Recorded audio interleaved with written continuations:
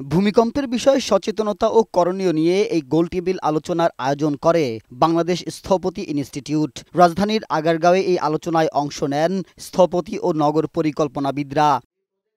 আলোচনায় বক্তারা বলেন, রাজধানীর ৭৪% ভবন ঝুঁকিতে রয়েছে। অপরিকল্পিতভাবে নগরায়নের কারণে ঢাকা এখন পৃথিবীর ঝুঁকিপূর্ণ শহরের তালিকায় অন্যতম বলে জানান নগর পরিকল্পনাবিদরা। উন্নয়ন গল্পটা না বলে পুনর্গঠনের গল্প বলি, কারণ ঢাকা শহর পুরোটাই ঢেকে গেছে।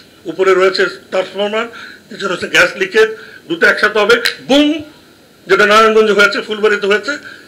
একই রকমভাবে পুরো সিস্টেম এমনভাবে হচবরল করে রেখেছি, আমরা সত্যিকার অর্থে ভয়ঙ্কর বিপদের মধ্যে আছি।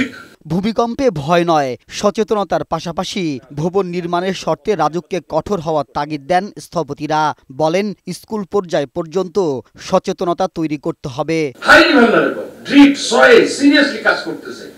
আমি কাকে বলবো, আমরা গুলশান বনানীতে যে ডিজাইন সেখানে একই কথা বলা হচ্ছে না, রুমের মাঝখান দিয়ে বিম নেওয়া যাবে না। এয়ারপোর্টকে প্রথমেই আমাদের কিন্তু সেভ করতে হবে, ঢাকার আশেপাশে সব ব্রিজগুলোকে সেভ করতে হবে। এ সময় রাজুকের কর্মকর্তারা বলেন, বেশি ঝুঁকিপূর্ণ এলাকার ভবন চিহ্নিত করার কাজ চলছে। স্ট্রাকচারাল সেফটি নেওয়ার জন্য যে ধরনের প্রিকশনের মেজার আমরা এই আর্থকোয়েকের আগেই কিন্তু আমরা অল দ্য টেকনিক্যাল প্রফেশনাল।